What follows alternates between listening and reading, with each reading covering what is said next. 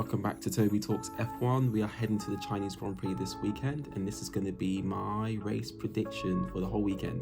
This one is a sprint race, so we've got a practice session on the Friday, followed by sprint qualifying.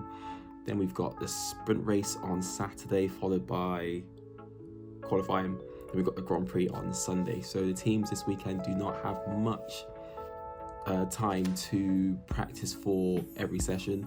So it's going to be interesting to see how the teams adapt to this track. It's very different to Melbourne last weekend.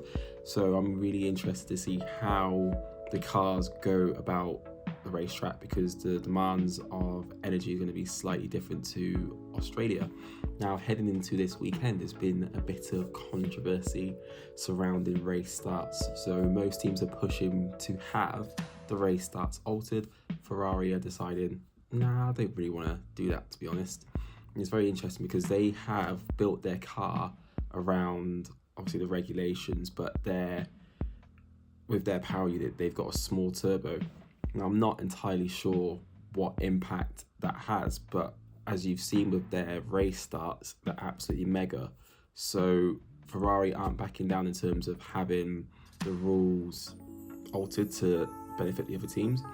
And you've got to remember that the teams are in it for themselves, regardless of the entire field spread. So if one team isn't doing great, but the rest are, the other teams aren't going to reverse or have the rules changed to benefit that team that's struggling. So it's really interesting to see Ferrari flexing their muscles.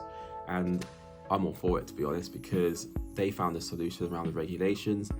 The other teams have done slightly different things, and it's going to be interesting to see how this all plays out. Now, this advantage from what I've read, won't necessarily benefit Ferrari from every single race. It's going to vary from this race to the next and to the one after that. So I'm interested to see how this all plays out. But yeah, love a little bit of controversy before a race weekend starts. What are my predictions for qualifying and the entire weekend? So let's start off with sprint qualifying. I do believe Mercedes is still the fastest car, so I'm going to put them in the top two for sprint quali. So I'm going to go with Antonelli.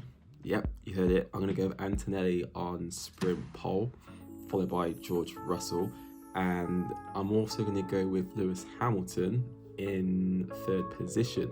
Now, I want there to be competition, which is why I'm predicting Antonelli to outqualify Russell. He did really well to come back through the pack last race, and it was only just under 3 seconds behind Russell. So it'd be interesting to see how he races and can actually put a decent qualifying lap together. So I'm putting my eggs in Antonelli's basket for this one. For the sprint race itself, I'm going to go with that order. So Antonelli P1, Russell P2, Hamilton P3, with Leclerc probably P4. Now, when we go to the main Grand Prix, I'm going to change it ever so slightly, because now at this point, the teams would have gathered enough data that will allow them to adjust their cars for the main Grand Prix. So I'm now going to go with Russell P1. I'm going to put Leclerc P2, and I'm going to put Antonelli P3 with Lewis Hamilton P4. It pains me to say that because Hamilton's my favourite driver, but my team is McLaren. But yeah, I just feel that the teams will understand how to set their race car up for the Grand Prix. So that's my prediction for China. Do let me know what your prediction is in the comments below. So I'm looking forward to this race. China's not one of my favourite tracks for overtakes. You'd think with a long straight that the cars could overtake. We saw with the last regulation set that overtaking was quite challenging on this track.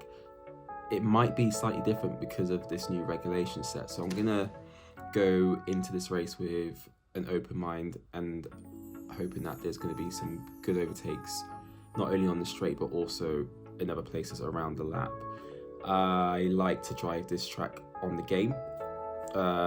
It just flows quite nicely, and that first corner into turns 2 and 3 is quite tricky to absolutely nail. So if I find it hard on the F1 games, the drivers are gonna find it hard in the real cars. So yeah, that is my predictions for this race. I'm looking forward to it, and yeah, I'll be back with the sprint quali and the sprint session breakdown, and I'll also be back with the qualifying and qualifying breakdown. So quite a few videos coming out this weekend, but yeah, stick around and yeah, let's see how this weekend goes.